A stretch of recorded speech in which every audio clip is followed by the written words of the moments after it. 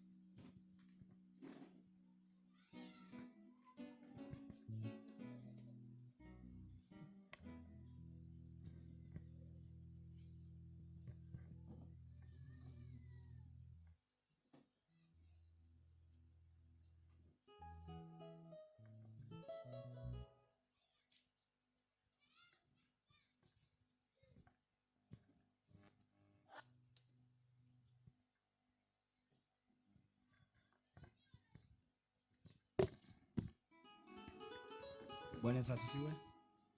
Amen. Amen. Naomba tusimame kwa miguu yetu.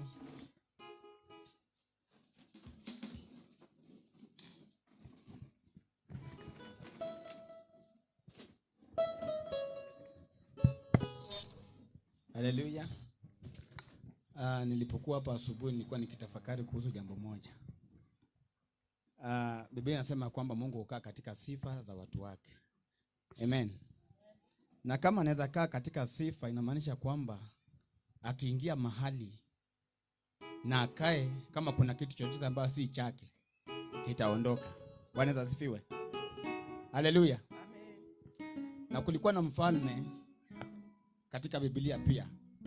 Aliona sanduku la agano liko na dhahabu na akaliteka nyara. Amen. Huyo mtu hakuwa anaabudu Mungu. Alikuwa na miungu na vinyago katika ile nyumba.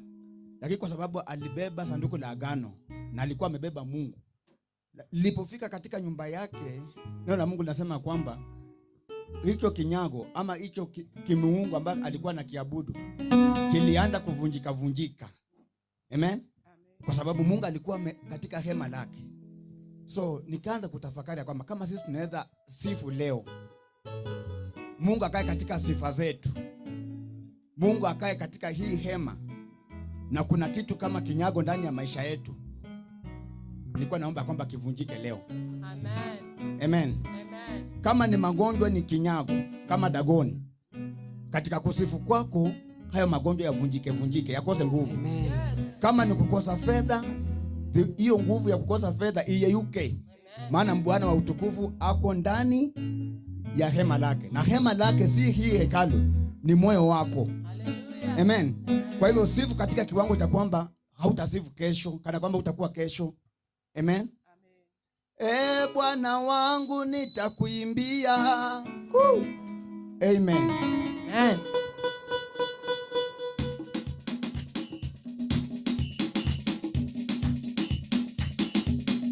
Haya, makofi jamani.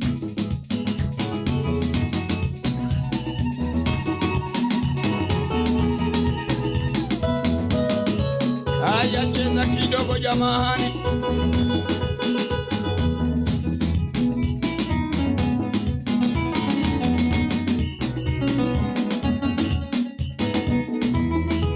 Makofi ya juu jamani.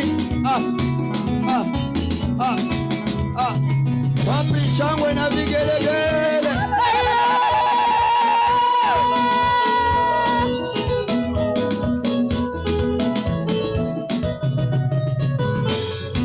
E Bwana wangu nitakuimbia, e Bwana wangu nitakuimbia, wakati ningali na pumzi nitakuimbia, wakati ningali na pumzi nitakuimbia.